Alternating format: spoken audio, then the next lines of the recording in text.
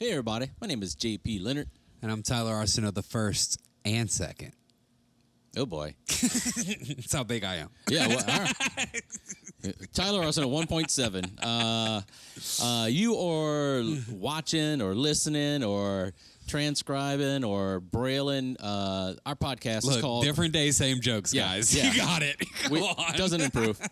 This is Weird Dying Down Here, a podcast about two comedians living in Lafayette, Louisiana, where there's no comedy clubs. No, but there is good food. And a unofficial comedy club, but us trying to make it, fighting it out on the road, trying to gain something. I don't know. One follower at a time. One follower at a time. If you're watching on MySpace, you're out of timeline. This episode, we have a special two guests. We have Joe Zimmerman and Chris Ivey. Awesome. Good Roll stuff it. there. Roll it.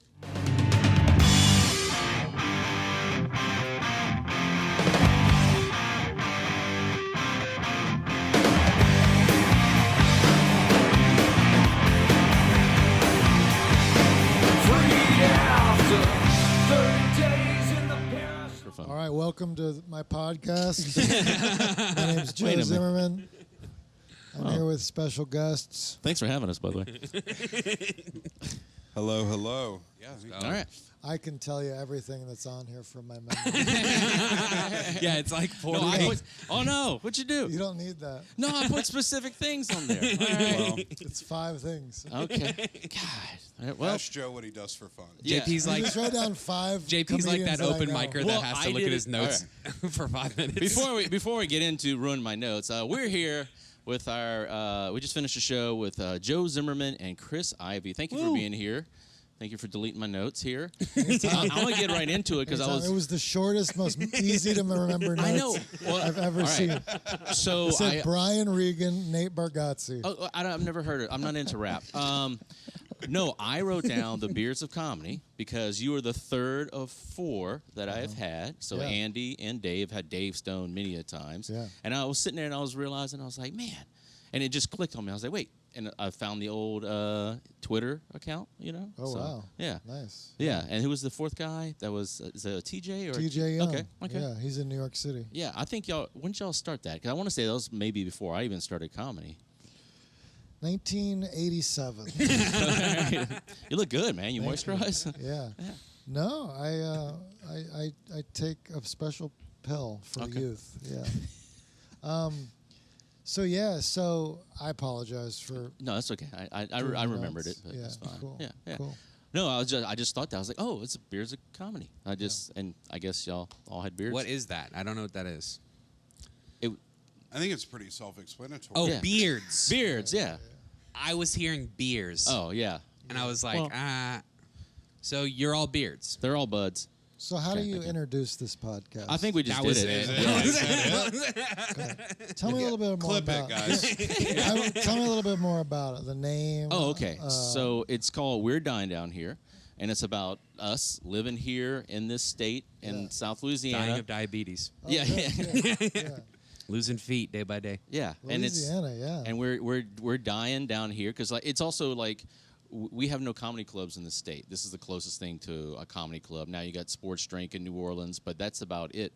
And so for us to do shows, we have to travel. Houston's our closest, then Austin, or maybe some places in North Alabama or whatever. But yeah, so we have no comedy clubs down here. So to work, we have one open mic here. Now 2, but one's just brand new, and like the only shows here is like the shows I put on. There's another guy named John Merrifield who puts on some shows. Other than that, you got Baton Rouge, New Orleans, Shreveport, Lake Charles. So that's the themes. We're just dying down here, trying to get stage time, and make your own stuff. That's how Lafayette Comedy started. Was like, I started booking comedy, and it was like for a bar. And then when I started doing it, I was like, well, in order to get more shows, get more people to come out to shows, attract more comedians who want to do comedy, we had to start doing shows. And then that's how I kind of got started. All right, now I know. Yeah, we're really cooking with gas off the top here. I'll stop talking. No, that's fine. Chris Ivey, Joe Zimmerman. Yes. Chris, you take it over. Not at all. Not at all. No, so me and Chris go way back. Yeah? Yeah. In a way, I know Joe because of you. How? Let's get into that. Well, I think Joe's a little more interesting. But Okay. How it happened? No, when I first was going to book Sashir Zameda, I called you because you had her here. Yep. And I hadn't booked any shows before. Oh yeah. And you kind of ran me through everything. And you were like, here's the contacts, and helped walk me through the contracts. And that was Marianne at Gersh. Yep. Marianne was Joe's agent, and that led to me having Joe the first time. Nice. 9 years ago. And now here we are. Yeah, because I met her through the first show I did, which was Tom Segura. Yeah. He's doing okay now, I think. Yeah, little-known comedian Tom Segura. Tom Segura, Nate Bargatze, all people, Yeah, they we came had to the our first hookah year. lounge show. Yeah. I'm going to tell you this. We had Nate Bargatze in September of 2015. You had more people here tonight than he did. True. Okay. So Facts. another 10 years, just... Yeah, you'll be You never know. be headlining the Cajun Dome before you know it. Well, 2015. I'm surprised that he didn't have a big crowd. It wasn't shortly. It was Yeah. shortly thereafter he kind of started popping. Yeah, because I think Segura's Netflix special kind of was one of the first that popped, and then Bargatze was not too far after that. Okay. But yeah, he was a comedian's comedian. Like all the comedy nerds knew who he was, but here, I mean, people, it was brand new here, So it was we're trying to get into it, but it was disappointing. But he was the nicest freaking dude in the world, and look at him. He seems like it's worked out. Yeah. And you open for him a lot, right? Mm-hmm. How does performing in front of 10,000 people compare to tonight? Well, I'll take this one. Okay. Over. That wasn't a serious Take a question. seat. Yeah. Well, first of all, tonight's show was a very fun show. Yeah. Incredible job you're doing at Lafayette Comedy. It was a very fun crowd, and it's fun to get to do an hour. Big difference in front of the 10,000 people is that, it's surprising I don't do a full hour in front of Nate's 10,000 people. Yeah. But no, his shows are incredible. It's been fun to watch him grow, and it's crazy. We just did the NBA arena in Orlando, and it was 2 shows in a row of 17,000 people. Jeez. And it seems like that's too many people for comedy, but it's actually really fun to be in the round. Yeah. Because it just kind of adds a sort of energy to the show of just walking in circles, and It's also that walkout, because the comedians walk out and they got to walk Yeah. through the audience, and they're passing by you as they go to the stage. And yeah, I never would want to see. I thought I would never want to see comedy in an arena. It just seems like too many people. Mm-hmm. It seems like a spectacle, but the shows just feel like big theaters. They feel nice. They feel nice. So I have me and JP have done comedy in theaters, a couple thousand people. I had this sensation the first time doing it that it felt easier. And when that first punchline hit, and it's like, oh, this is what all the hard work was for. And the rest of the set was like riding a bike. Do you feel the same way? Is 10,000 people laughing, is that easier than 50? I mean, I thought tonight was fun. I think those are fun. I think different shows have different vibes. Yeah. For sure. Yeah. Where'd you start? You're a East Coast. Where you were? North Carolina, Virginia type? Birmingham, Alabama. Oh, okay. I'm sorry. Chris is Birmingham. I'm kind of North Carolina. I grew up in West Virginia. I started in North Carolina after going to Davidson College, Division I golfer, athlete. D1 No athlete. way. Yeah. That's Damn. incredible. I got a letter or two in golf. Really? Yeah, so coach was like, you have to run track or play another sport. And well, I found golf real quick. So you just kind of walked onto a team with very little golf experience? Sophomore year, I had never swung a club before. Yeah. And by the time I was a junior, I was on the varsity. That's actually how bad we were, not how good I was. I played against you in high school. I remember you. You're like, I'm just here for fun, man. Yeah. I'm just here for fun. I'm like, I can tell. Coach said it was this or 100-yard sprints. So I have never swung a golf club. So, wow. all right. Brought that to It's very humbling. It really is. Oh, that's good. It's a beautiful game, boys. It's a beautiful game. You still play? I enjoy playing golf. Yeah, I do. I've taken it back up more the last 5 years, and yeah, it's great. I'm not going to talk to you too much about it if you don't play it or not interested. But Chris, has it been a golf rep? Yeah. I am the most useless person here. Can I eat my shrimp bake? Because I don't feel like I am a part of this at all. I mean, you ordered the food, so you're doing great. I did. I'm making it work. Yeah.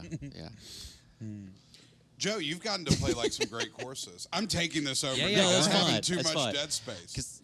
I'm just letting it ride. I like. Let me think what to say about golf. I don't. I'm trying to think of if there's anything fascinating about it. I don't have anything to blow your mind. Did you ever try to go pro, or like were you close or tried to make that leap from college? After high school, I took a year because I just wanted to dedicate myself to the craft of golf, and I lived for a year in Ponte Vedra Beach, Florida, and I worked at TPC Sawgrass as the range ball picker-upper guy. That's cool. You must have met everybody. I worked and I worked in the back of the range next to all the tour pros, Vijay Singh and David Duval. Wow. Tiger Woods flew a helicopter in at one point and gave a little clinic. The helicopter landed right on the back of the driving range. All right. And I was 18 years old, just grinding. My dream was to play golf. And then I got to Davidson College, and I learned very quickly that being good as a West Virginia golfer is very different from being good compared to the rest of like Florida, Arizona, Right. California. So yeah, I played a couple good tournaments in college freshman year, and then you look at your national rankings, and you're like 800th, and you're like, I thought I was doing pretty good, and I'm 800th in the country. Chris, So- what talent you have, buddy? Well, I won a state championship in football. Oh, Yeah. I I got find that an hard. email I find that recruitment hard to letter believe. from LSU. I find this hard to believe. Also, tell me more. Yeah, I ran like a 4.540. I was pretty fast. Oh, that's impossible. That's Shut up. I don't give a shit what you think about what I've done. I can't even finish a I 40. could care less. he's not saying You now. were recruited where? No, I have a recruitment letter from LSU. That's a big deal. What position? It was like It wasn't like here is a full ride. It was like we're inviting you to like some thing to come. Try out. Yeah, and I kept that. I played the first 2 years. I played quarterback in high school, and then I moved over schools, and then I played running back and linebacker. Nice work. Yeah. Mm-hmm. Are you in better shape now or then? No. I was in peak. I played like AAU basketball growing up. I could dunk when I was in high school. What? Get out of here. You got On a a- vertical I On a can 10 foot? play hoops a little bit. Yeah. On a 10-foot? Yeah. No. Yo, why am I here? I still am like, why am I here? I could dunk on a 10-foot. I had an adjustable one. I would kill on 8.5. No, man. 7 feet. Why Have would I mercy. mention like I could dunk on 8 I didn't know we feet? were I allowed could to- dunk on 8 feet now. I didn't know we were allowed to just lie on the podcast. Like if we could just lie about We stuff. don't fact check it, I would- so I it's would- I did yeah. not. I did not lie. I played for 4 years on the PGA Tour. Yeah. I'm not lying. Y'all are so impressive. I don't know anything about Chris before I met him 9 years ago. I know nothing about his past. Yeah. Yeah, You don't ask a lot of questions. Well, this is a good chance for me to ask. I told you earlier. I'll tell you what, JP and Tyler aren't asking me shit. So Let's dig into his childhood a little bit because he's sober now, and it's been impressive to see him. Oh, thank He's you hitting so much, AA bud. meetings. Yeah. Oh, you are. He's All hitting right. AA meetings while on this trip. You know, I'm going bird watching. He's at AA every morning. yeah, we're both two fun guys. What an incredible tour. That Yeah. is awesome. It's actually been pretty fun. Y'all Yeah. gonna make a great lesbian couple one day. So. But yeah, he asks a lot of questions, rapid fire, and then I'm so exhausted that I don't want to ask him any questions. And he knows that's true. Yeah, I know. I'm an inquisitive person. I think people are interested. we talk a lot. I don't talk to my wife on the phone as much as I talk to Chris on the phone. Like when we get on the phone, it's a long time. You are headed for divorce. I don't think. No, it's fine. No, she'll agree with that. She's Yeah. like, "Why'd call when you can text her?" Here's my impression of Chris. We're just hanging out, relaxed, having a good time, and he'll go, "So Joe." It was uncomfortably quiet for a long time, and we were in the same room. Yeah, because we were relaxed, Yeah. doing our own thing. So Joe, yeah, what do you do for fun? Oh God. Is this into the 9-year mark? And then Joe, like, as he answers, I look down and start texting someone on my phone. I birdwatch, I golf, I write, I read, and I go, and then he goes like this. And I'm like, what just happened? And he's like, my girlfriend says I do that. I'm like, what? It makes no sense. Try crowd work on her. What is it? What do you do for work? Yeah, so he asks all these questions, and I'm exhausted. But now I'm curious. So ask him, hit him. What's the parent trauma? Oh, I mean, so much. My dad wasn't around growing up. Okay, that's a good one. That's a good Yeah, one. he left out of the picture, and then I moved out when I was 15. Yeah. Oh, I didn't know 15 you is were. pretty I didn't know young. Chris was interesting. Yeah, yeah. Well, ask what I do for fun.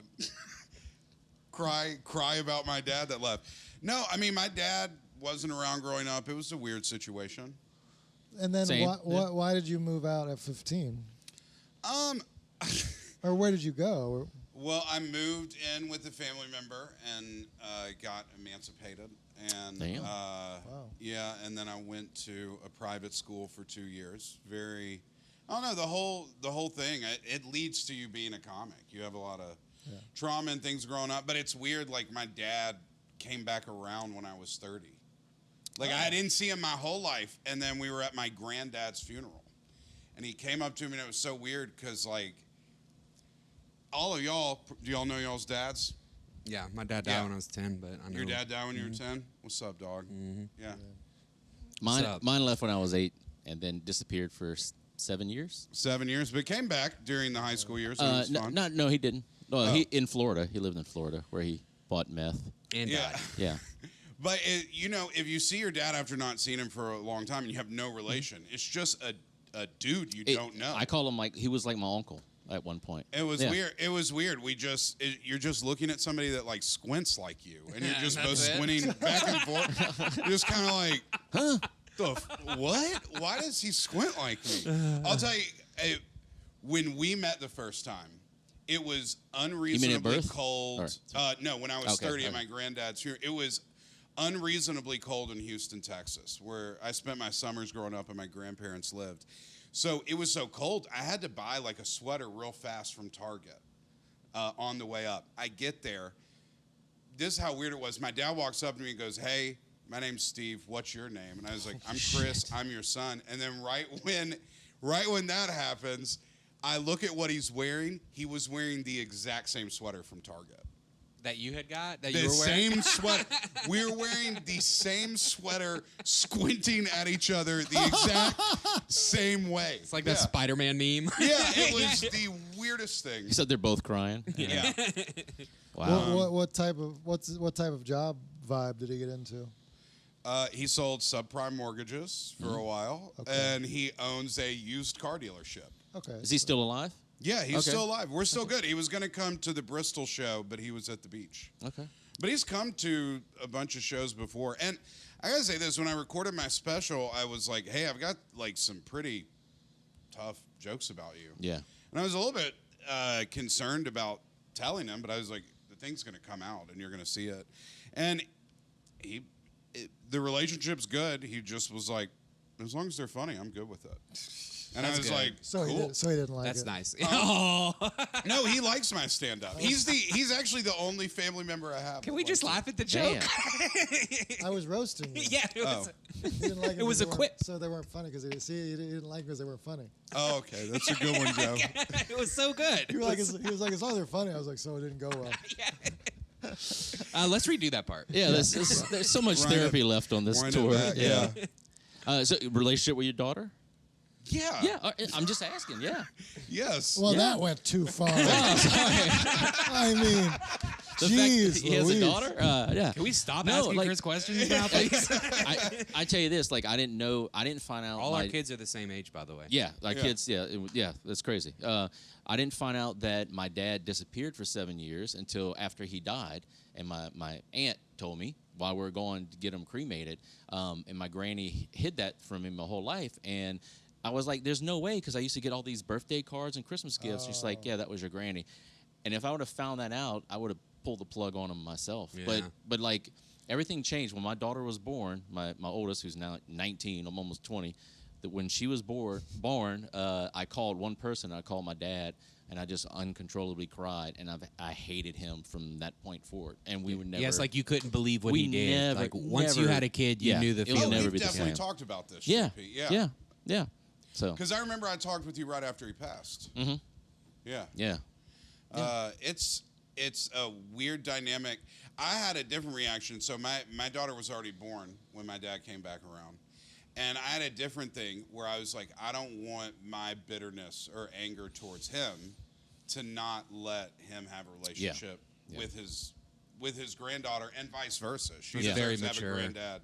Yeah. And now we're good. Things are great. Nice, I really yeah. hope he watches this. all right, we'll tag Yeah, him. All right. call him. Please, Bring him please out. do not tag. Do not tag. It's very interesting that people are like, to be a great comic, you have to have a ton of trauma. And Joe seems to have a great relationship with his parents, and he is by far the most successful person sitting here. Yeah, my dad very loving. Yeah. So if you guys need to, What's that like? If you guys need a description of that, I can try to provide. What's it like doing arenas and your dad loving Yeah, you?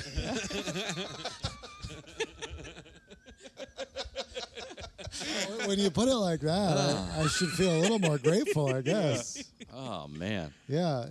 Wow. Yeah, and I just text my dad. I'm like, hey, it went great. And he's like, I'm so proud of you. And I'm like, that's awesome. I text my dad and I'm like, this number's been disconnected. No, Okay. yeah. This is the deepest we've ever gotten on this podcast, by the way. This is, Loving parents, but I got no daughters, so you're making up for it there. You're making up for it with your daughters. yeah. I don't think I've ever really bought all the funny stuff comes from pain. A lot of it does, obviously, but I mean, I know plenty of comedians who are very funny people that, we all get sad, but they're fine. yeah. JP, you're fine. Thanks. Yeah, I've been told a lot that you need to have a traumatic childhood to be funny, and I'm like, man, I wish I had it worse. Imagine how Sucks good to you'd be me. You'd be doing 20,000 people arenas. Sucks to be me. I got a normal childhood. Well, we're gonna get y'all out of here because I know y'all got food and everything. But thanks for chatting with us and everything. Anything else you wanna? Yeah, I don't want to we're rush. finally getting to know Chris a little bit. Yeah, I know it's kind of scary. That was I'm glad we're bringing y'all together closer. You know. I'm trying to think if there's You guys anything can else stop we having need to awkward find. This is the moments. end of our 8-day tour. It's been a fun tour. Nice. Thank you for having us. Yeah. Where'd y'all start this? By the We way? started Bristol, Tennessee, hit Asheville, North Carolina, and then what was the first one of this trip? Mobile. Mobile. Delightful run, Mobile. Y'all did that new little theater, right? Yeah. Whoa, Yeah. Zeke's Theater? Yeah, Zeke and Stu. Very nice. Yeah. So Very cool. nice. I'm Yeah. so Comics happy. go to Crescent Theater. Yeah. So happy Yeah. for them. The design looks great. Can't And wait. everything. Yeah. That's really cool. And then New Orleans, Yeah. Holland Wolf last Very night. fun. Yeah. and got to meet the tour manager for Gaff again. Yeah. You Matt went to the Owens? AA? Yeah. I shouldn't say that. Yeah.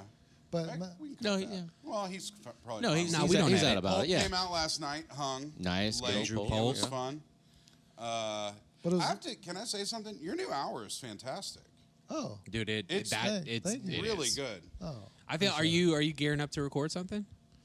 Because that felt pretty ready. I appreciate it. I'm just trying to work out the new hour, and I'm not gearing up for anything. So Good. this tour has been fun. This is gonna to cook then. to By develop. the time this is ready, it's gonna be Oh, cooking. good. This Thank is fun. you. Awesome.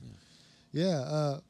I got to share, if you don't mind, I got to share my hardest laugh of the night Go for it. was in the Oh, car yeah. over, in the car ride over, Chris said something like, "You really helped me with this one thing yesterday." You said, I was like, "Oh, that's cool." And then I was like, "By the way, I don't know if it'll help, but last night I noticed something. I think the audience noticed is you had a little tick where you said, and I'll never forget, to set up a few different jokes." And he was like, "How many times? How many said?" I was like, "You might have said it like 7 times." Jeez. That is a little tick. And he I was, didn't record That it, is a so little I was tick. like, I didn't even realize. and of course, Chris is like, "No, I'm so stupid. I hate myself." He's like, "I'm not gonna do any. I'll never forget." And he's like, "I'll never forget this." And I'm never gonna do any. I'll never forget. And he's like, "Starting tonight." And like about 8 minutes in, I heard him go, "And I'll never forget." and that's when you lost it over. I heard it. Yeah, I heard you. And then about 15 minutes in, he goes, and he stopped. Yeah, and then Joe laughed very loud. It was hilarious. Like, It was weird because like I don't think the crowd understood, but No, they had no y'all- idea what you was had the going on. greatest time on stage because Oh, it was yeah. just yeah. I saw him blush a little bit and look at me. That's great. He's got a very sweet blush, you know. He's a little. But I heard. So how many? So I counted. How many? I'll never forget. Do you think you said tonight? 3.5. I counted 2. So that was great. Well, That's 1.5 great. because the other one didn't come out. No, I didn't count that one. Oh, you didn't? 2? 2. It was fine. Yeah. It was thank a good. you. It was a good amount. It was a fun show. Great show. Yeah, no, I loved it, man. It took so long to get you here, so I'm glad we finally got you. So Oh, we'd love to yeah. have you back. I would love to come back. Yeah, it was you great. can bring Chris too. and That's I've always heard comics in New York say great things about you and this room. awesome. I go to the appreciate same coffee shop as Anthony DeVito. What do they say about me? it. Oh yeah. Anthony DeVito's always bringing you out. He's always like, "You gotta go see. You gotta see." He's like, wait, you know a guy who did that? Wait till you meet Tyler. Hang on, yeah. He's like, "Lafayette, it's not just JP now." There's so many comics with dead dads down there. I mean, it's a pandemic. I so. feel like you three should just be having a dad podcast. Yeah, Dad Bod Pod. Yeah. Dad Bod Pod. We can line up just like this and remove Joe. And then we look at different stages. We look like different stages of a GLP-1. Yeah, Yeah. yeah, That would be good. and That'd hair. be a good Yeah, thing. and hair weird, beard evolution, color. You know, is that your normal hair color? Yeah. Why do you ask me that all the time? Why do I get that all the time? Are you still Wait, allowed to lie on the podcast? You're still lying? Wait, are you aging or do you dye it that color? Yeah. What is it? People ask me that. It's like, why would I dye my that's hair to look crazy. older? That's the crazy. dumbest thing. No, I mean, I'm not going to talk about my hair. Can we end this? I want to eat. Y'all were like, for the first 7 minutes, y'all didn't even pay attention to me. I'm an accessory. They were like, so what's it like with your dad never being around? And then Joe's like, let me tell an embarrassing story from the car. This is a lot of fun. I'm so happy to be in Lafayette. I've had so many good laughs at Chris's expense the last week. It's been great. Yeah. It's been a fun time. I appreciate all y'all being here. Yeah, this Yeah, is fun. at Joe Zimmerman, at Chris Ivey 205. Oh, yeah. Thank you guys. We got the Cult Classic special. I hope you'll check it out. It's on Hulu and YouTube. And Chris, you got a special coming out? I do. I'm working on it. Hopefully, y'all have me back on here, and I can promote it when it comes absolutely. out. I'm working on it. It's in the gestation period. Already filmed it. Yeah, and I can't wait to get back up there, Birmingham. Always had great times, bar Yeah. shows, brewery shows. Not me. Chris sent me to some crazy block party. Mm-hmm. Well, I had to see how you would do. That sounds right for your demo. Yeah. It was. I did fine, but it was. Chris said you're the block party comic. Yeah. That's what they say about me in New York. Yeah. All right. Well, thank y'all very much. All right, Appreciate y'all. fellas. Thank Cheers. y'all. Appreciate Thank it. you. All right. And we are back like a dorsal fin. Man, Yes, indeed. First of all, I've been a fan of Joe Zimmerman for a long time. By the way, I had a mustache in that episode. Yeah, dude. Let's not talk about it. It's coming back. I'm glad that. Oh It's- no! I it's thought coming the back. mustache era was over. I already bought a vest and I wear it without a shirt. And I got assless chaps. So yeah, it's No. coming back. It's pretty good. I make no qualms about being not a fan of the mustache. It was a handlebar. You know, it was different. It wasn't just like a molester. I honestly you know. felt like you needed to let it come down more. I feel like you like like to my to my tits or something. just You know what? What were you saying about Joe Zimmerman? He doesn't have a mustache. But no, been a fan of Joe Zimmerman for a long time. He's great. Yeah, so good. You know, he tours all over. Nate Bargatze, Brian Regan. All over them guys. All over him. He's very calm, low energy, dry, but funny as can be. Yeah. And then he brought my old buddy Chris Ivey with him. Me and Chris have been friends long time. Like Chris, and he said it on a thing. He reached out when I first started doing booking like national comedians and asked for advice. And I was like, I don't know who this dude was. I've been up to Birmingham several times. I did Birmingham Comedy Festival. I've done his brewery shows. It's a fun place. Yeah, Chris got me a gig when I was on tour last summer. Yeah, that's true. And Chris didn't know me from nobody, so love that guy. Yeah. So that was a really good interview. It started a little slow. Also, post show is always weird because we're tired. Yeah. But then it went up and it turned into a fun little therapy session. Yeah, I think we let them steer for a while, and that was kind of cool. Yeah, I was kind of worried editing it. I was like, this is that's good. Okay, yeah. We got some gems in there. So we've been on a hiatus. Our last episode was the one from the Lafayette Comedy Festival that happened in August 7th, 8th, and 9th. We're gonna talk about that. We had so much stuff we didn't talk about. So we had some killer shows. We had Aaron Berg was here. I didn't see that, but I heard good things. Great show. Killer? Hell yeah. Killer. He's kind of fat and muscular. We saw him in New York when we went. He was hosting one of the shows. Yeah. I've done the stand 3 times, and every time I've done his show. So I'm actually back there the week of Thanksgiving. So I'm gonna do it again. Nice. Very excited. We had Louis J. Gomez at Rally Cap in Baton Rouge. Didn't have the dates here, so I set him up. So I did the Baton Rouge show with him, and then I went to Long Beach, Mississippi, I think was what it was. Did that show with him, Krangus' show. That's right. And then I got him in Mobile, and I couldn't do that Mobile show because I already had a different show. I think Long Beach is where we did Stone Drunk Sober. Yes, that's where we did at the is that the joint, same place juke you and joint Louis or went? whatever it is. Not the same venue, but the same. No, yeah, the same town, but different venue. So we had that. We had a bunch of little showcases. I did 3 nights on the road with Bobcat Goldthwait, which was crazy. We did 4 shows, 3 nights. We started in where did we start? Jesus. Oh, we did Mississippi. We did Bay St. Louis at the theater over there, which was great. Then we did the next night. We did the Southport Hall.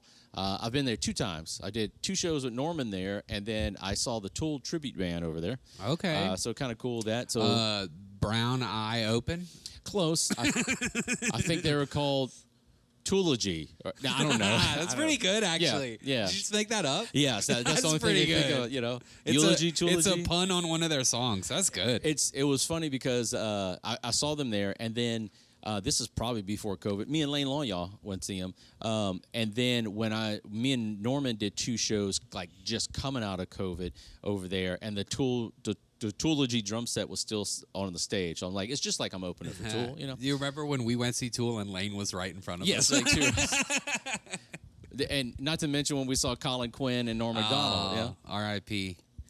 Then we had the Cajun Queen herself, Caroline Picard. Oh, that was so much fun, man. Yeah, I let Tyler host that one. I specifically asked for that because I am a fan of Caroline. I just think it's cool that she's like this old lady that don't give a fuck and just talk shit, and I'm into that. So. Yeah, she says some stuff. She really do though. So we had that, and then the Lafayette Comedy Festival. So we hyped it up. We had Casey Rocket was the first headliner, kicking off the whole festival. 6 days before he cancels. Man, what are we gonna do? Great timing. So mad scramble. Then I got a little dude that I met 2 weeks before that in Austin, hit it off with. He wasn't even doing the character. He was doing a different character, but old Timmy No Breaks. Timothy Zero Stoppage. Zero Stoppage. And, man, so they have to share the same agent or manager. The dude was so happy to be here. He was like, thank you for having us. And he slaughtered. We had David Jotley featuring. Besides the locals on the festival, Timmy No Breaks was great. He even jumped on the second show. Then we did our first Don't Tell show. Yeah. The weekend before that. Man. And then that night, one of the other headliners canceled, so we had to replace Marcella with old Tom Segura, my old buddy. It was a beautiful, good festival, good time. Timmy No Breaks. I'm going to eat some crow here, and yes, it is always about eating with me. Usually Timmy No chickens, not Breaks. crows, but- I'm gonna get in this camera and say it. Nope, can't do that. You just threw out of focus. We're good. Yeah, you got it. It's reverse. I was wrong. Okay, I saw clips. I didn't really understand what I was seeing, and I wasn't laughing along with other people. But when I saw it live, it's in focus. I was just getting in there, so. But when I saw it live, I loved it. I laughed the whole time. I mean, honestly, a good character, good joke writer. I like how he also pulled the veil down and was him for a while. Yeah. And that was like, that changed the whole game for me. Yeah. I already thought what I was seeing was funny, but the fact that he pulled the curtain back, was him for a little while as well, was incredible. Yeah. That it was really great. Karen Feehan, we had Tom Segura, we had Shane Torres, we had You Look Like, we had the Stone versus Drunk Championships, 2 best ofs. The Serial Killer show was amazing. Yes, it was. It was great. It was. We had so much cereal. We had cereal? Oh, I have half of it left still. Should've brought it Ask tonight. her. Should brought it tonight. We had pizza from Central Pizza, was cool. We had barbecue the burgers. barbecue burgers that I didn't get to eat. Man, it was stupid. Yeah, I love serial killers.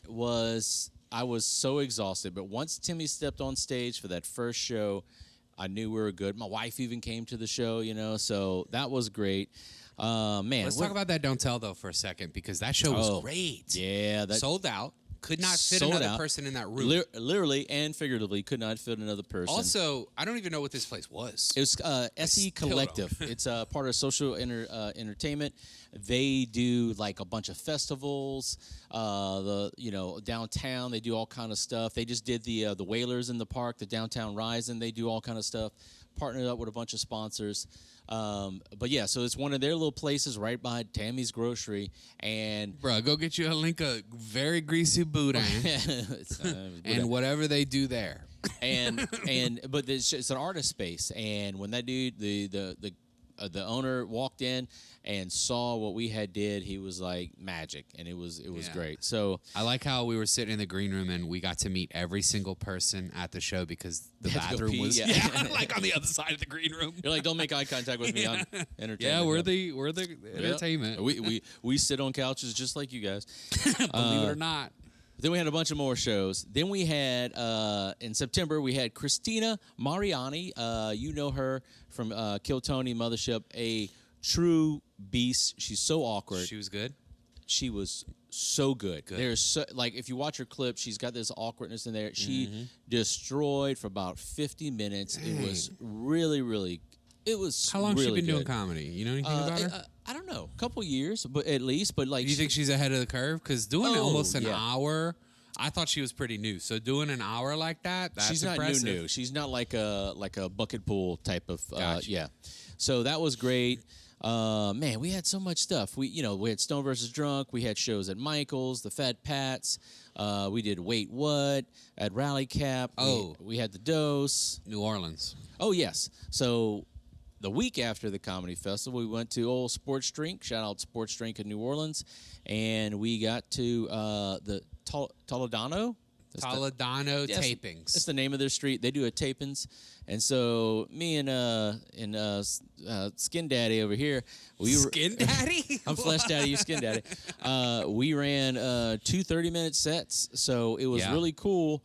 To one, I'll say I was not prepared. I didn't get to do all my homework because of dealing with the festival and everything. I was just and then I just sat there in the hotel room before, threw a bunch of stuff down, but now I know I've got 45, 50 easily plus more. And there's it's stuff just in the chamber for so sure. much. Yeah. I thought of like stuff this week. I was like, I haven't done that in forever. So it was good. So it was an exercise. So I'm not sure how I'm going to cut it up and release and everything, but Yeah, it was a interesting. Look, let's get some things out. Ticket sales were not great. Our first show had maybe 20 people? Yeah. That wasn't bad though. Well, that place holds 35, so that right. still wasn't so bad. that first show though, that first show was a banger. And look, I sold some tickets to my family, JP, and I will apologize to you right now. I hope you charge them double. I know that bitch talked during your whole damn set. Aunt Judy, girl. Judy with the booty. Look, I had to do some fine editing to get some of the yapping out, but I haven't even listened to mine yet. look, So- I'm gonna tell you, I'm watched it. happy. Our first show side camera was a little blurry, but all the other cameras were good. But even the blurry, like, it's a little artsy. they need these monitors now. So No, yeah. I love this. Yeah. Let's just be here forever. All right. I gotta go. So I did about 45 minutes, I think, that night too. Yeah. Between the two different sets. So it was a really good. I'll be honest. I really care about piecing my act together and Yeah. seeing what it looks like all together. And this was the best exercise I've ever had for it. No, it was cool for me to go, because look, one, I host all the shows. So most of my exercises are host stuff. Unless I'm going out of town, then that's just little spots. Right. You don't get to do 30-minute sets. The last time I did a headline set was in Shreveport, and I was sick. So it was like, it was horrible. So it kind of gave me an eye opener, and it's like, okay, now I need to start doing more, flexing more, whatever, flexing those longer sets and everything. Because I mean, really, the longest sets I've done in the last year was like the 25-minute feature sets with Norman when we did the theaters. Yeah. That, wow. Yeah, that's crazy. So, yeah. I'm getting some decent spots out of town with some large time. Yeah. Ain't no money, but they got time for us out there. It was good to do that and just to have that exercise. So I'm gonna work on cutting it up and everything. I'm gonna make a private special that none of you people are ever gonna see because you're not my friends and family. But if you are, I'm sorry, I wasn't talking about you. I'm gonna make I'm doing an exercise to like learn the video editing process. I like learning different keyframes with cameras, just learning how to like make the best out of what I got. And I'm gonna piece together how I think the act should look with those 30 minutes. Yeah. And try to get it to be like 40, 45 minutes. And I'm gonna share it with friends, families, other comedians I trust to just be like, hey, what do you think of this? How's the act look? Yeah. Like, I don't even care what you really think about the jokes. I know the jokes are decent. I wouldn't be doing them if they weren't. But like, how does the act feel? Like, does it flow? Like, what do you like? Would you call this good? Like, try to get some honest feedback from some people, and then I'm gonna cut it up into reels, and that's what you guys will see. Yeah, I mean, it's not worth it releasing a whole chunk Hell unless you no. get ready to burn it. No, I'm standing on this ground until. Like, dude, if my YouTube reaches 10,000 subscribers, I may consider releasing a special at that point. Yeah. Or if for whatever reason a major platform would come to me, like, if like 400-pound gorilla somehow. It's 800 pounds, but well, there you go. They're never gonna reach out to me now. Yeah. I would need 2 of them. If Comedian Central calls me, Comedian Central. or that's all I got. yeah. Yeah. Anyway, oh man, I'm embarrassed. Am I blushing? Yeah, I'm not editing this out, by the way. 400-pound gorilla. 400. They lost weight. It's Ozempic. Yeah, it's a comedy. I guess 400 pounds is not a big gorilla. Yeah, got you slimming down with you 350, 400 gorilla pounds. Jesus. Oh, Jesus. But yeah, no big specials for us. Yeah. So other than that, man, it's just been like a ton of shows. It's just been so in January, I've got in the club because it's like 1 December, I don't have anything in the first half because all the private parties. So I have like from the 15th to the end of the year, and you got Christmas in there. January, they got so much stuff going on, and we have one date in January. That's the 2nd, where we're doing 51st jokes, which by the time this comes out, that may actually be swapped out for Sean Patton, because we may move it to make room for Sean Patton, which, by the way, shout out English Teacher Season 2 is out. Season 2, I haven't seen it yet. Is it worth? It's good. Yeah, yeah. Episode 3 was mwah. Yeah. Right. I texted him. I was I'll like, be watching that soon. It's so good, and that's how we talked about the show. So yeah. So what I'm doing in January, I don't think I'm doing any Lafayette comedy shows. like not here, not anywhere. Like all the showcases are put on hold, all the fat pats, everything. And I'm just going to either focus on me going out of town for the weekends to do shows or just hibernate. Yeah. And just not do something for a bit. Take a weekend to write all your jokes down, man. Yeah. I've been waiting for you to put the act together. I want to see what the act looks like when you think all the pieces are where they should be. Yeah. That's what I'm excited about. Yeah. No, it'll be like writing a thesis. I have to go through some. Yes, it's going to take time. A lot of stuff. Yeah. And then then you can't play video games if you do that. And so I know. Dude, I just upped my weapon, my sniper rifle on Call of Duty, dude. So this dude's no scope and noobs. Do they still I got say a scope. that? It's I got a scope. No, look. 4812. Trust me. Yeah, a variable scope. By Watch the way, out. if you're a Call of Duty person, message me. I'll tell you my use. It's Flesh Daddy. Just search for Flesh Daddy. I changed it. I took my screen name back from my kids. So my daughter plays with a bunch of. They're like, "Why are you Flesh Daddy? You're a 12-year-old 7th grader." She's like, "Whatever, Anyways, so that's what's been up. Thank y'all if you've been hanging out. I know I've got a few messages like, what happened to podcast? Like, we released a live one from the festival, which you should watch it. Shout out Josh Watts or burning all those bridges. That was funny. It was a good time. Drama. Yeah. So, so we're back at it. We're trying to get some more interviews. And also, too, is when we like to do it with our national comedians coming in. We don't want no scrubs, but sometimes they're not available. They're coming in. We're gonna have you're to not talk available. About, we might have to pull. Yeah. So we might have to. Yeah, we. This is what it looks like when I'm thinking. Also, when he's constipated. Hopefully we get Steve Byrne on this. Oh, yes. Yeah. So, but we got a good thing. I don't think we're gonna get Miss Pat. I don't think she wants to talk to us. But we may secretly record it. Come on, man. I'm just gonna have it with camera here. Like, can you ask? I just wanted to call me baby. Okay, at what point are you making so much money for somebody that they should just talk to you for 20 minutes on camera? Yeah. Well, we can see. We just may set up at the merch booth while she's doing it. Like, you have any larges, by the way? Where'd you start comedy? Yo, I heard you got shot in the titty. Yeah. Yeah, is that your hack watch? Anyway, so that's what's been up. What do we do next? It's been out of... Anything else we need to talk about? Yeah, well, I'll talk about this. Okay. I have instead of doing dates, or instead of doing this during dates, I'll talk about this now. I have another project. Oh yeah, that you have been a guest on before, and you and me have done the radio show together, Laugh City Radio. Yep. And that is no longer on the radio. It's still Laugh City Radio. The format's the exact same. The irony. We're treating it as though we're on the radio. We're acting like we're on the radio. But we're not. We're actually in a place where more people can listen to it, oddly enough. Because before... TV? Yeah. The DVR? No. So The we're TiVo? actually... we started releasing Laugh City Radio as a podcast. I started editing the audio up. Who's involved in this project? John Merrifield Boo. and Drew Gotro were the Okay. creators, Yeah. the founders. They've each done 49 episodes of the show. Way too many. Yeah, way Yeah. too many. And then me and Emily East joined about 2 or 3 months ago as regular performers. I stepped in and started producing because production was just getting a little bit tedious, and John wanted to start focusing on his own comedy and things like that. So I offered to be like, hey, I'll do it. I'll just be on the show every week.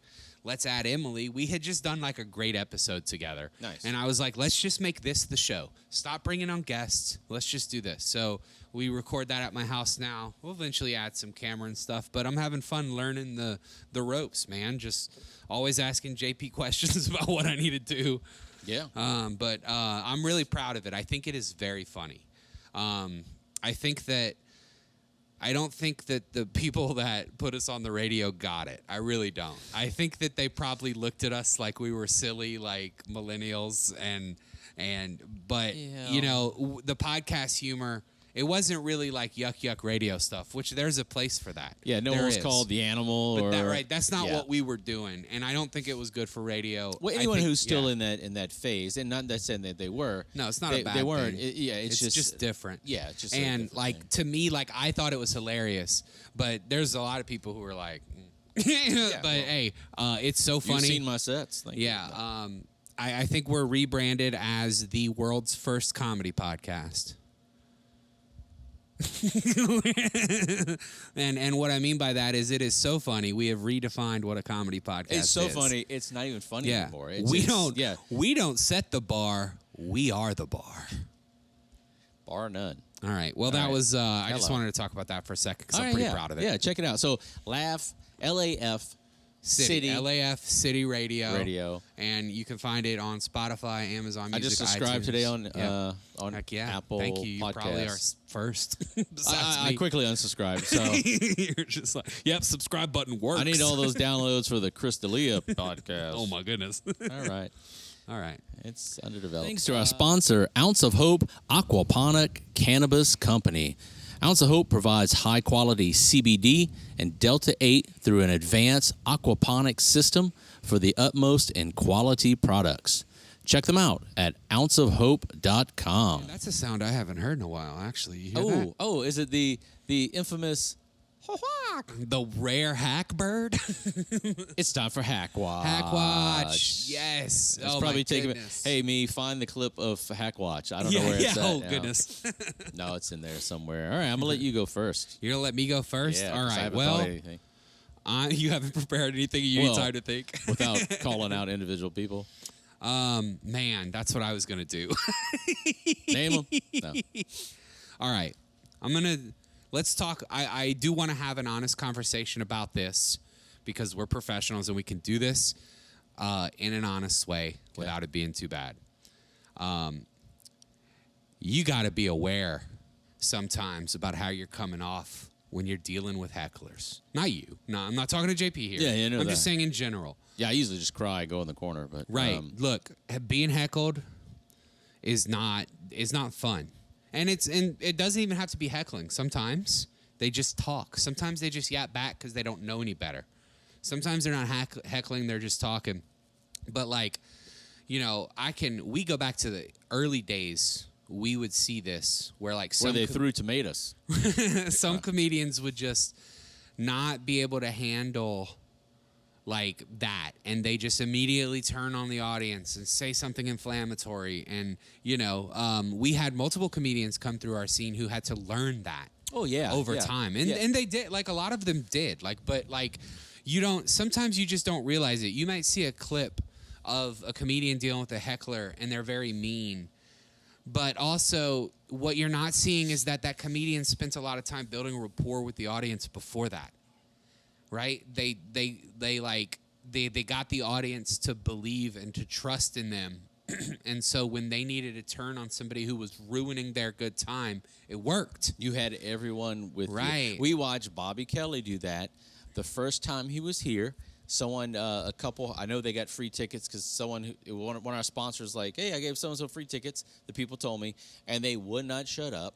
And I watched him, and this is like maybe the second show or whatever, watched him just rip them a new one, and everyone was on board The whole time. because they were running it for everyone on the show. Right. And that's it. You just got to be aware of what's happening. And, the truth is a lot of this, you have to learn for yourself. You have to experience the trouble. You have to experience the bad feelings of making the mistake, or, you have to be humbled sometimes.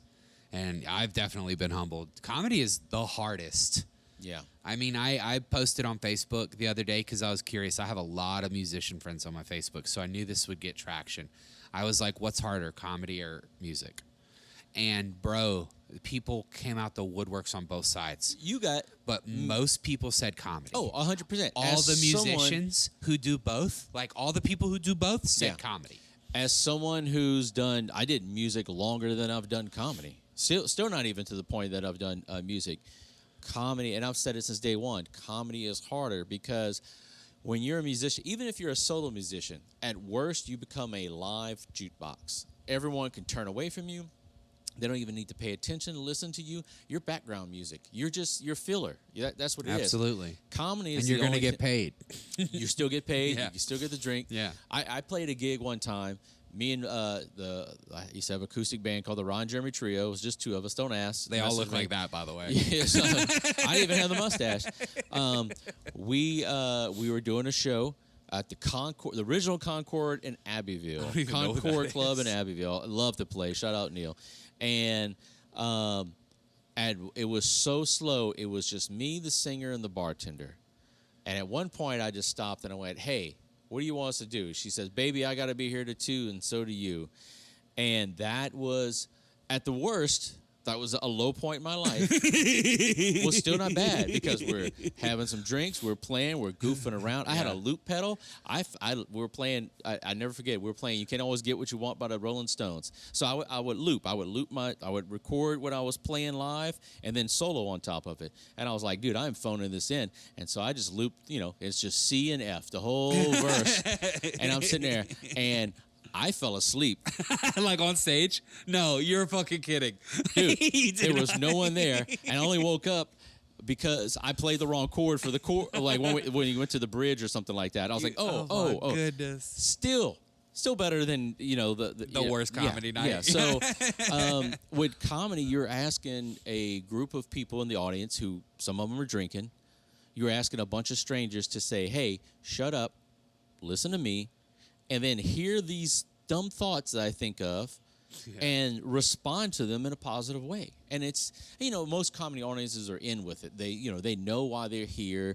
They're here to laugh and everything. But it's still hard because once you say something, now everything's so politicized. Once you say something that someone focuses on and they don't like, then you've lost that person. Right. Or if a cover band plays a song that somebody doesn't like, they get to wait till the next song and they'll probably like the next song. It takes 3.5 minutes to get through Boogie Shoes or Brown Eyed Girl. But when somebody tells you their opinions on something and you're like, gross. Well, all of that person's opinions are going to be gross. That's also the downfall of politics leaking into comedy so much. And people, there's always been political humor, but now it's even more. And we're such a hot topic in this everything. You can't say this without pissing off this person, and then you get people tuned out. Even they're not also listening. And when it goes back to what I've said 1,000 times, if you get offended at a comedy show, you shouldn't be at a comedy show because you're forgetting the point.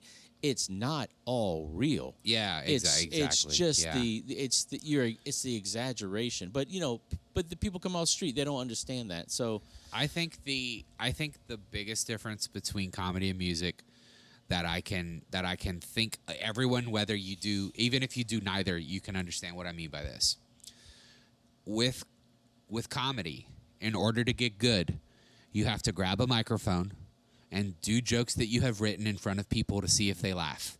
You do not get to go walk up to your buddy on the street and tell them a joke and hope they laugh, because that is, any comedian will tell you that is actually not a good indicator of whether that joke is good or not. Yeah. And so, however, with music, you can grab a guitar and go sit in your room for 10 years. Yeah. And be Eddie Van Halen. You can come out your first gig and you are rocking. Yeah, and you may not have stage presence, but you will play music that people will like and get paid. Yeah. And with comedy, that is not how it works. You have to go fail. That's one of the other big things, too. We would play acoustic gigs, and we all right, what's our minimum? Well, $100 a man. All right, cool. We need $200 for this show. There's... then I remember when we got in a band, it was 4 of us, and we're like, what's the minimum we play for? $600. Dude. $150 a person. We're like, we're still waiting to get paid back from some Houston venues. But also, you're also playing for 4 hours a night. You're playing with breaks. Right, you're playing we're doing 10-minute sets. Yeah. So that sucks. There is a difference there, but it's like you scale it down. Work more. Like you actually work more as a musician, though. But because you practice longer, unless you're still a solo person, if you're with a band, you gotta split it all. Everyone else is sharing the responsibilities. Now, when one person, I'll tell you, I've had gigs where we had someone come in, filled in on bass. He's dead now, so but he didn't know the songs, and that was one of the worst gigs. And I was like so mad because I'm just like, bro, I can't. Like, I wrote your stuff down, like So it's unless you're a comedy duo, which there is none. There can be. Well, there's two that I know, the Sklar brothers and the Lucas brothers, but I'm sure there's other What duos. about Hall and Oates? Hall No, and they're Oates, musicians. no. What about No, okay. Bill O'Reilly and No, and that's Coulter? it. No. Famous comedy duos? Yeah. Turner and Hooch? Yeah. She's the dog in that Richard one. Pryor and that kid? Cocaine. That's a good comedy duo. Yeah, that's a good comedy duo. Yeah. Mitch Hedberger and heroin. Heroin. Yeah, there you go. All right. Anyway, Dave Attell and cigarettes. there you go. That's nails it. The comedy duo. I almost adopted a cat this weekend. Oh no. So we're about to get a third cat. And the only reason I want to get another cat or a pet in general is because I get naming rights, and no matter what I get, it's going to be named Attell. Aw. And then Why don't you name it Dave Cattell? That's pretty good. That's pretty good. I think Dave there might be Cattell. something there. Dave Cattell. Andrea's not gonna like this one. Yeah, Andrea, she's probably. listen. If you only knew how much I've said that to her. Yeah. She says it to herself. It's so beautiful. Shout out Mike Kaplan, one of the Yeah. best people in the world. Yeah, episode whatever. Whatever, yeah, my episode Mike Kaplan. But so it's definitely comedy is the hardest. So going back to what you said, and it was something that happened at a show. But basically, if someone's heckling, and also no one in the back of the room could hear what she was saying, or that she was even so saying. she wasn't in this specific instance that even drummed up this. The person wasn't being heckled enough to where the show was being ruined. Yeah, but it's a bad joke gets a heckle, and the joke shouldn't have been done, and everyone agreed on that. And then you double down, but you're also insulting this person and yelling it, and you wouldn't stop. And then and it's a heckle. I mean, we've seen it. We've seen so many people argue with people, and when it gets really bad, you get. We haven't had anyone who's We've charged seen the fights stage. almost. Yeah, but we don't. Atmosphere. We haven't had. Yeah. Oh Jesus, forgot about that one. Yeah. Dude, we had some things happen. Yeah, shout out Jeff Tate, Amber Arnold, and Ken. But yeah, so you have to find a way. I'm not a confrontational person. Someone sells that out. I put it on myself. I accept the blame. I make a joke about it and move on. Right. That's what it's for. But when you keep attacking someone verbally and the crowd's not with you because this person only did one thing, and also you got to take into there's multiple facets in this, but so it's just what I'm about to say. I don't know that it would have worked in this situation, but honestly, what works often? Ignoring it. Yeah, get bigger, get louder.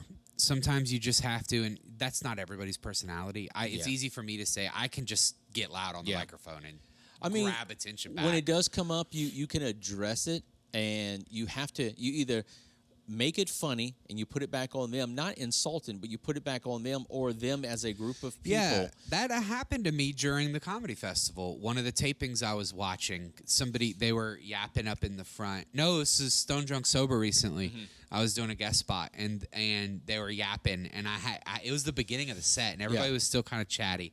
And I was like, hey, you realize you're the only people really talking besides me? And everybody kind of laughed. Yeah. And I was like, yeah, let's tighten up. Yeah, you have to find ways to do it, but once you become the aggressor, you've already lost, and that's it. And so that's especially if you haven't won the crowd yet. And that I think is the lesson. But hey, we all got to learn things. Yeah. All right. This is hard. I guess my hack watch is going to be if you're doing showcases, let me back it up. If you're not a national headliner, if you're coming into a town and you're doing showcases, all right, you're doing book shows, you're doing the same amount of spot, even if you may be doing, the feature spot or, you're closing out a showcase. I don't even want to call it a headliner because it's almost the same. But closing out like a local showcase. If you're on a local showcase. Yeah, good enough to do what, 20 minutes? Yeah, sure. Let's say you're doing that. Let's say 8 to 20 minutes, sure. Whatever it is. And you get appalled that, one, you're not getting more time. 2, you're not getting this, and it was never promised to you. It's like it's a showcase. Hey, we're doing this show. Everything's spelled out in front of you. Hey, this is the show. This is how much. This is how the show works. This is how it goes, and this is up front. And then you get in here and you're like taken back, like you're clutching your pearls, like I can't believe that I only get this or this that. you shouldn't be on that showcase because obviously you think you're better. Like you agree to the terms and conditions, whether you scroll through them and hit agree. Listen, if you can't sell tickets with your name, shut the fuck up. Yeah. If your name is not the draw, you don't get to talk like that. Because the show wouldn't be called this, it would be called right. your name featuring a bunch of other my goomballs God. or whatever. So it's complacency, and also it's like, look, I'm telling you straight up, and then you come back like, well, what about this? No. What about this? No. Like we do shows here, people are like, well, can I get a hotel room? I'm like, I don't even get a like, what are you talking about? Like, no, this is what it is. It's a showcase. Now, I'll work with you. I could whatever little deals I can Hey, we get a discount here. Yeah, whatever I can do, man. Like, let's do it. But I'm gonna be up front with you and be like, hey, man, this is this. And we one of the Stone versus Drunk shows had some, 3 comics from Houston, and they brought a friend. So 4 of them. And I was like, hey, man, look, I can get this. This is what it's cost you if you want this. They're like, yeah. They're like, you want the money now? I'm like, no, man, I'll take it out. Well, they the get settlement it. at they the get end. it. And then we end up having such a good show. And I was like, you know what? Let's go to the strip club. Allegedly, we went there. That's fine. I was just handing out flyers for the next show. I didn't. But it's like, cool, man. I'll take care of you. And it was a great night, and whatever. So, they get it. Just know, like if you're on a show with other people, you're not the star unless your name is Joe Blow as the headliner. So I heard of him. He's what? Well, but local it's to just, Tampa. It's just be grounded, and but if you agree to the terms and conditions, that's what you got to go for, and ask. Don't feel. I have someone who asks me all the time, like every couple of months, what about this? And I'm like, look, no offense to you, I don't have other places that I can do headliners, and it just lost the venue, so great. But over here, my shows, if it's not my big showcases or every now and then a certain type of showcase that comes through, it's national headliners because that's what I need to sell, that I need to be able to keep the momentum going so I can do all the other shows. So don't get offended that I can't put you in here in a room that holds 300. And these people have no credits. No, even if you had nothing substantial. Look at credits now. We've had comedians in here who've done numerous late night television spots, and you get 40, 50 people. Yeah. It's not saying on them. It's just what the what is accredited? It's what the business is these days, and so everything's changed. Just have some awareness and some decency. I'm not going to Houston doing the secret group and go like, look, why is everyone in my green room? Honestly, we're lucky if we get paid sometimes for those shows. Yeah. Not talking about the secret specifically, maybe a little bit, but any out of town. I've been to shows where at the night, Dude. the guy goes, hey man, we only sold this in tickets. I'm like, but the agreement was this because I brought this show here. Right. Yeah. And, so you have to deal with that. So I keep a spreadsheet of all my shows, and the very last column is how much I got paid for them. Yeah. And anytime it's 0, I put 0 and I make it red. So I look at that spreadsheet and I put a sad emoji on there, Yeah. and a poop emoji, Shit. a crying emoji, poop emoji. All right. Well, that was Hack Watch. That Indeed. wasn't too bad. No, it was great. Yeah, we did a good one. Yeah, we even call out people by name. Big thanks to our new sponsor, Parrish Inc., providing Acadiana with screen-printed apparel from T-shirts, patches, stickers, license plates, kids apparel, and more, as well as custom printing services. Parrish Inc. has 2 locations, downtown Lafayette and River Ranch. Check them out at parishinc.com. Let's move into Rex. All right, recommendations. All I'm right. gonna kick us off. Well, no, you got yours. You go I'll ahead. kick us off. All right. Yeah. This guy I've been following there's so many Recs and it was hard to come up with one, but me and my wife, we watched his Tonight Show set, which was so unique, so different than anyone else. You could tell he comes from a theater background. He is so animated. I've been following him for a long time. We almost had him here this year. It didn't work for routing. He just sold out 2 Howlin' Wolf shows, like 600 plus people for the night. And he is dating a friend of mine who used to be an agent that I used to book comedians through. Whoa. But Gianmarco Cerisi. and I'm a and I'll probably butcher Gianmarco. Gianmarco Cerisi, Soresi. But you got to say like it's Gianmarco Cerisi. Gianmarco Cerisi. He's Italian. His brand new special is called Thief of Joy. It's a full comedy special on YouTube right now. He has so many followers. I just listened to him on another podcast. Vulture has a podcast, and it's devoted to comedy. It's so freaking good. And he is at the point where, like, he has so many people working for him that his output each month is $20,000 in payroll. That's for his people who clips him, who cuts up his stuff, does all his editing, does his posts, and he's like, but he has so many subscribers. He has like over 1 million YouTube subscribers. That's what it pays for. It's crazy. I think it has already over a million. I screenshotted this today. 1.4 million views 12 days ago. But let me tell you, he is he has a huge gay following, and he is not. But he is so animated. He's a theater kid. He was an actor. He's been all kind of stuff. So he's made the transition from that to sketch to stand-up. He is one of my favorites. He wears shorts on stage, short shorts, and I will allow it. That's crazy who he coming is. From this man. You have no idea. If your name's not Sam Talent, you can't wear shorts unless your name is Gianmarco He fussed at me, Cerisi. and you guys can't even see my bottoms. That's right. Don't call it bottoms.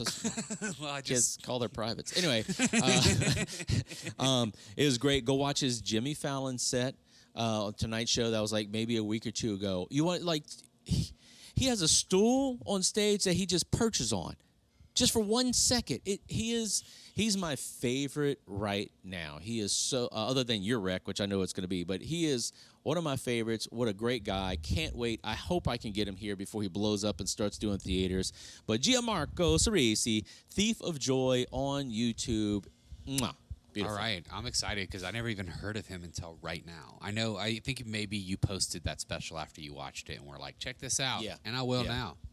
That sounds awesome. All right. My rec is we have to give some props to Jordan Jensen. Dude. And her new special, Take Me With You, Okay, on Netflix. Can I pause it and say, she's been someone who's been like under the radar for a while, getting bigger. Her and Ian Finance, they had their podcast together. She had her 30 minutes on Gas Digital. Also, one of the better ones. she was someone that I was like, am I attracted to her? Am I not attracted to her? We are. Fully attracted to her. We are. She is I don't mean to step on it, but she is so goofy and I love her. The more podcasts I listen to, the more I love this lady. Yeah, she's good, and she's incredibly funny. She's so good on podcasts. She has a ton of amazing jokes, and if you guys are fans of us, you know that like a big theme of mine when I talk about specials that I like is the jokes. Like, write the jokes, because too many people are phoning it in, and Jordan Jensen does not. She had so many jokes. Take Me With You on Netflix. It's so funny. Also listen to her podcast. Yeah, her podcast is really good because she'll do some like solo stuff up front. She does like a journal entry almost. It sounds like it's very inspiring. And the one where she had Dan Soder on, and then he just shows up in the middle of it, and then they start, and that one was so good, man, so good. Her podcast is really, really good. Her special I've watched. Oh, her crowd work is 2.5 great times. too, dude. Yes. Her crowd work clips Yes. are good. Her Gas Digital's 30 minutes is one of the better ones that they released. So Yeah, take that for what it is. yeah, she is awesome, man. I hope to get her. Would love to have her. Yeah. Before she pops. Righty. Yeah. All right, so we're going to do some plugs, dates. If you're still watching, thank you. Make sure you subscribe to the YouTube. So Thursday, October 9th, we're back at Fat Pat's, a free show. Man, those have been like selling out. Bun Those have been intended. so good. Bun intended. October 11th, Steve Burns is going to be here. October 15th and 16th, we're bringing this together. Vinny Favorito. He's a Las Vegas comedian. He's one of those works. He's got a bunch of celebrity roast things he does. He's one of those dudes. He looks like Joey Diaz, a little smaller, and will bust balls. That's going to be at Michael's Men's Club. We've been bringing You Look Like and Between Two Poles over there, and I'm going to tell you in another second. But Friday, October 17th, all you need to know, one of my top 5 favorite comedians in the world, Rory Scovel will be here. Rory is incredible. Come to that show. I Jesus, come to that show. So excited for that. The next night, we got Stoned versus Drunk versus Sober. October 22nd, we're bringing Rick Diaz and Enrique Cachon to... Enrique Chacon. Enrique Chaka Khan. Sorry, Enrique, I'll get it. I'll do some practice. Enrique Chaka Khan. Enrique Chaka Khan. Oh, man. Chacon. 2 nights, Wednesday, October 22nd to Rally Cap in Baton Rouge, and then on Thursday, October 23rd to Michael's Men's Club. I'm like, you guys want to do a strip club show? They're like, yes. So we're doing that. October 24th and 25th, 2 shows a night. Miss Pat will be here. VIP's been sold out. We're about to sell out the rest of the shows. General admissions available. Hey, are you putting that show on in Atlanta? No, that's here, buddy. Are you putting that show on in Oakland? No, it's here, buddy. Lafayette, Louisiana. I was making fun of all the people commenting on the post, being like, "Where is this show at?" I did a picture. It's a picture that her people sent me. It's a flyer, okay? You can look it up online. It's got Miss Pat's face, okay? And people are commenting like she's dead. Like, R.I.P. Miss Pat. And I'm like, what are y'all talking about?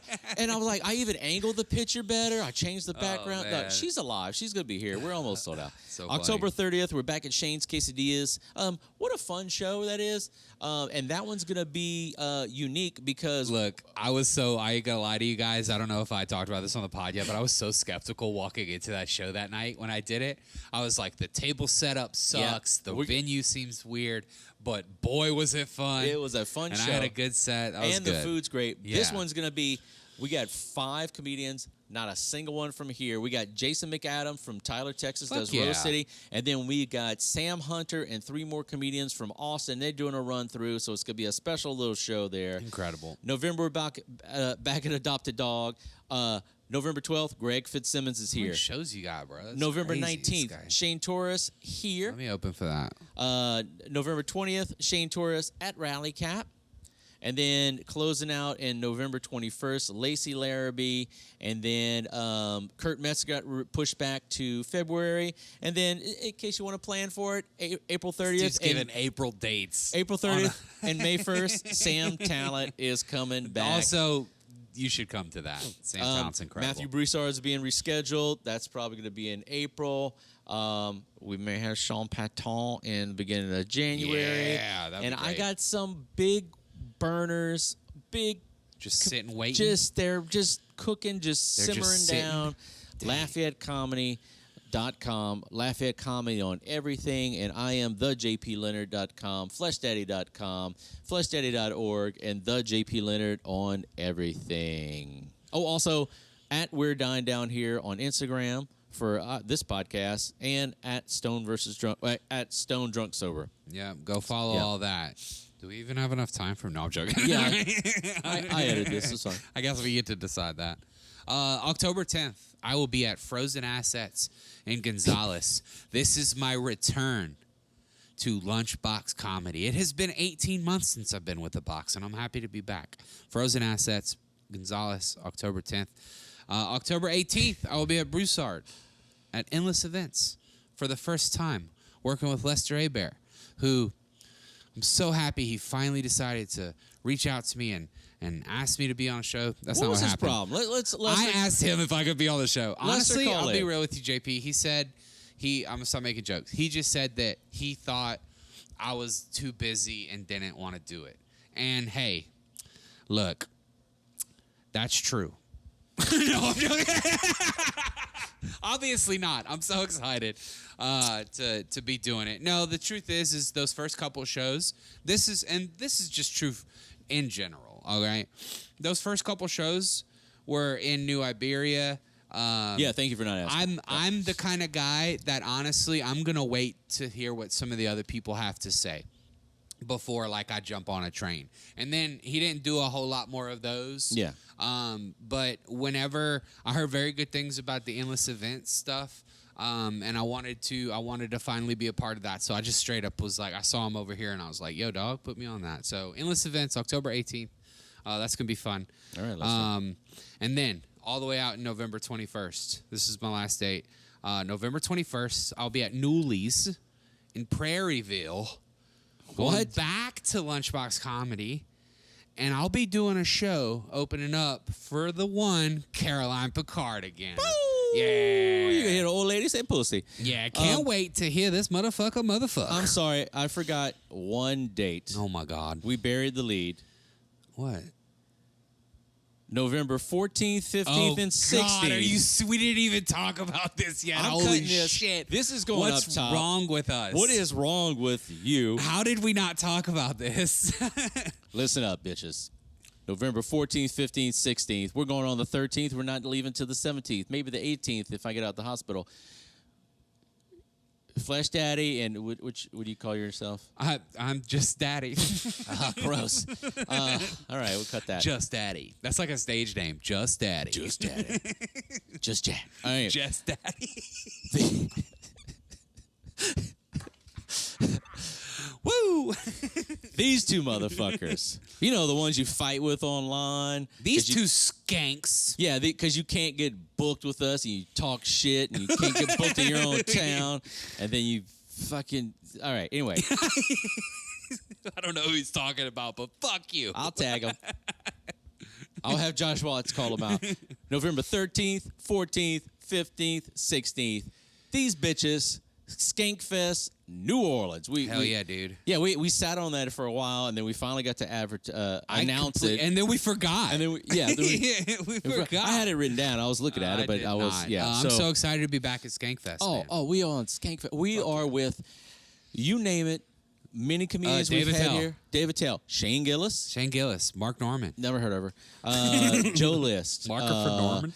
Dan St. Everyone we've brought here is going to be there. Louis and J. other Gomez. people's going to be Big there. J. Okerson. Bobby Kelly. But Dan you think Club Soder. You think Louis J. Gomez is going to go? No, I don't think so. Skankfest NOLA. There's still day passes available. Yeah, the weekend VIP passes sold are out. The gone. weekend passes are gone, but there's a few day passes left. Get on that. It's gonna be at Mardi Gras World, which is like downtown in the business district. So get on it. It's gonna be magical. I'm going with a box of cigars. I'm gonna be in the cigar tent smoking cigars. We're gonna be podcasting. We're gonna be doing stuff. We're gonna hang out with that Joke World dude. We're gonna be like rug noogies with let's him, do like that. put because he put me on Joke World once as a plug. So I'm gonna come on, dude. And we're trying to get him. I am so excited. I am so ready to do Skankfest. It's gonna be stupid, amazing. That's it. Hell yeah. All right. Follow me at TheTylerA.com for all my tickets. Subscribe to my YouTube, The Tyler A. That's it. Check us out. Comedy is the greatest. And make sure you're always laughing. This is my new thing. I'm just going to have a different sign-off signature every time. It's going to be corny. Wait, can I do mine? Yeah, go ahead. Remember that today is yesterday's tomorrow.